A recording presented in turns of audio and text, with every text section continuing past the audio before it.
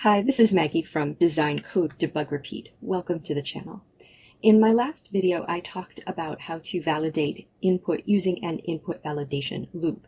And this program, inputvalidation.py, is the example that we used. And we validated three kinds of input: a string, a float, and an int.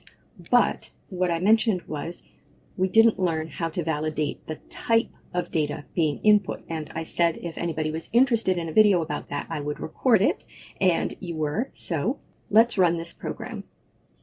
Now, the password doesn't really matter. It just has to be 8 characters. We'll talk about why it doesn't matter in a minute. But for patient's temperature, which is supposed to be a float, if I enter a float that's outside of the range, like -1, then it's going to continue to ask me for a temperature. But what if I enter non-numeric data? So if I write hello, then I get a crash. And let's look specifically at this crash. It is an exception, a value error exception. Could not convert string to float, the word hello. So what we're going to do is check that not only they're giving us a value within range, but that they're giving us the correct data type. Now, the input that the user is typing is always text. The input statement always returns a string.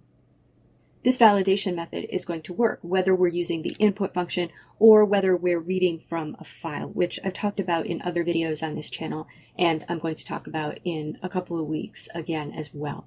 Because we're talking about how do we take text and make sure that it can be converted to a numeric type. For a string, and this is why I said the password didn't matter, we're getting text because that's what the input statement returns, and the password is going to be a string. So we don't need to validate that the user has entered a string here because they can't enter anything else. But how about with the float and with the integer? How do we validate that they're giving us a float and an integer? In some languages, you might have to do this yourself, or the preferred way might be to do this yourself, to take that string that the user gives us and confirm that it fits the pattern of a float or an int. And you might do this with a regular expression. But in Python and in some other languages, we aren't going to validate it that way.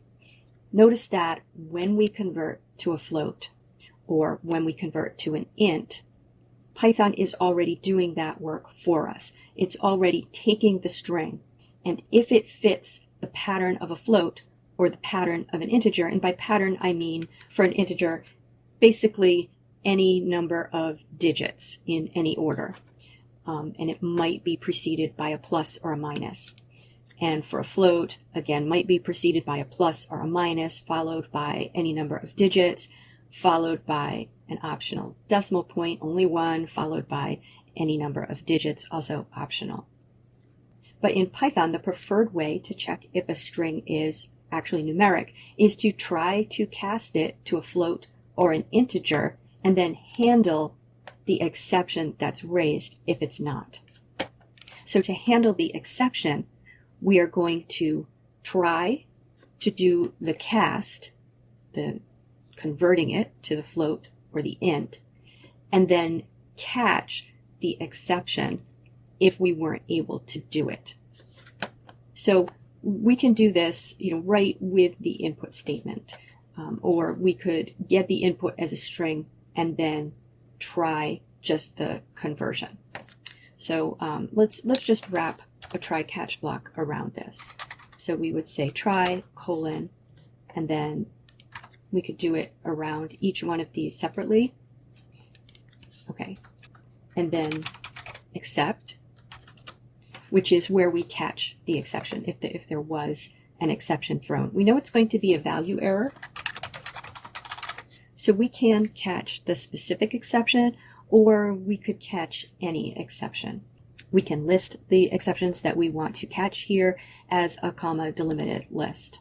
So what do we want to do? If there's an error, we probably want to print some sort of message. So the patient temperature must be numeric, something like that. But this isn't within a loop. So that's just going to print the message, and then the program's going to try to continue, and we're going to get in trouble because patient temp won't have a value. So another thing that we could potentially do is give patient temperature a value so that we can continue on with the program.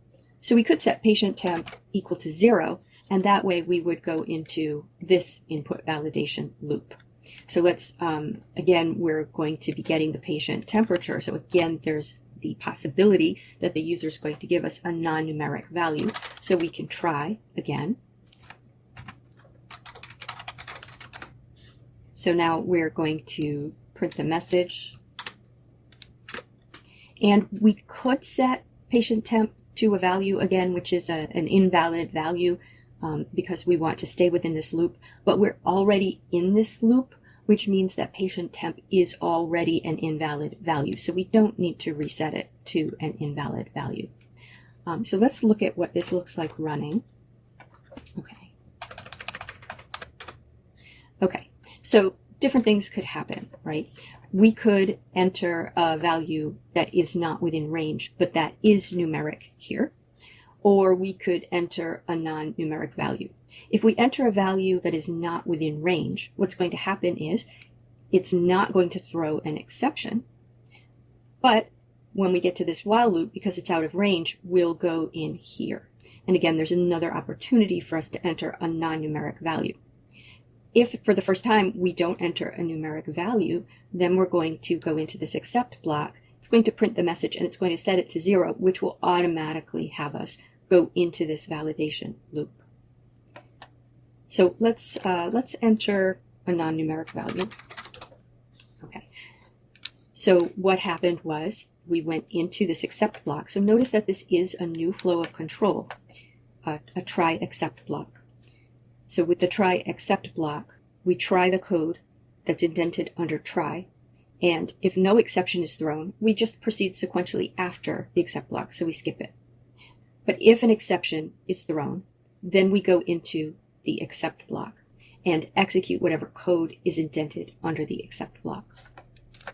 Okay, so we did that, and then we proceeded sequentially. So now we're within a try block. We have another opportunity to enter a numeric temperature, and I'm going to enter hello again. So because we had set patient temp to 0, we're still within the loop. So now I can perhaps enter an out of range value, still within the loop, but I'm not getting the message that it must be numeric, which means we tried this, did not throw an exception, so we did not go into the except block, but of course with a loop you still always go back up to the loop header. So let's get ourselves out of there. And now we're back down to patient age. Now we can do the same thing down here because it's still going to throw a value error if I don't enter a numeric value. So same thing where we would try the code that can throw an exception and then accept or write an accept block to handle the exception. And I would do the same thing. I would print a message and then set that variable to a value that's going to allow the user another opportunity to enter the value again. So set it to a non-valid value. So we go in here. So patient age must be numeric. And then we would do the same thing here where we would wrap this in a try except. Now, if you don't like this message, patient temperature must be between 65 and 110 for an input that is not numeric at all, then we could have another flag, something like non-numeric of type bool. Let's set that initially to false. And if they're giving us a non-numeric temperature, we can set that to true. And then here, we'll only print this if not non-numeric. So we'll only print this, or we could, maybe numeric is a little clearer. Let's try numeric.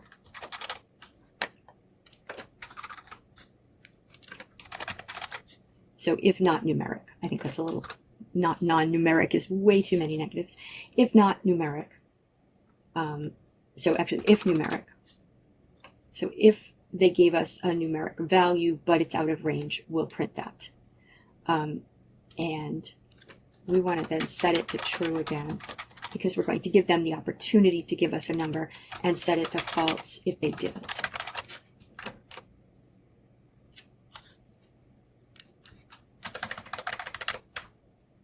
Okay, so if we say hello, now it doesn't give us both error messages, but let's do one that's out of range.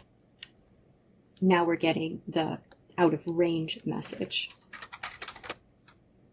So only one message.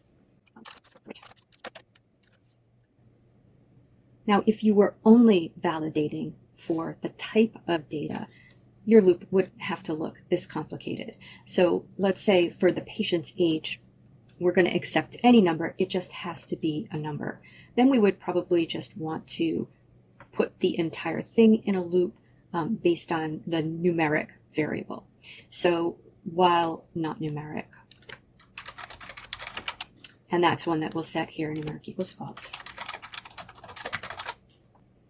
And while not numeric,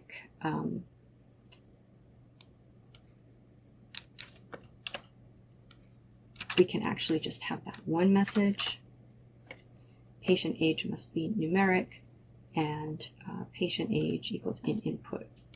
Where's the patient's age?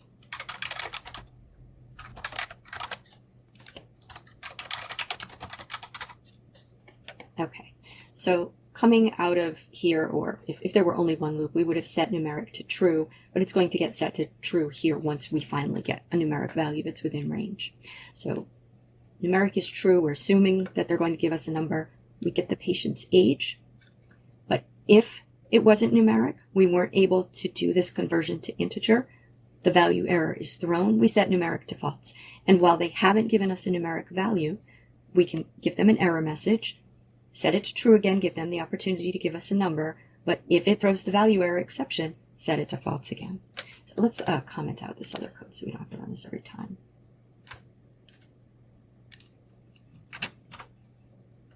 Okay, so non-numeric just must be numeric. And then finally, any number. So that's if we're only going to validate for the type of data, but the range is not important. I hope this video answers the question of how do we check for data type. It is a very important check to do. Obviously, you don't want your program to crash with any sort of exception, and certainly not one that we can so easily handle as a value error. So I hope you find this useful, and as always, have fun and keep coding.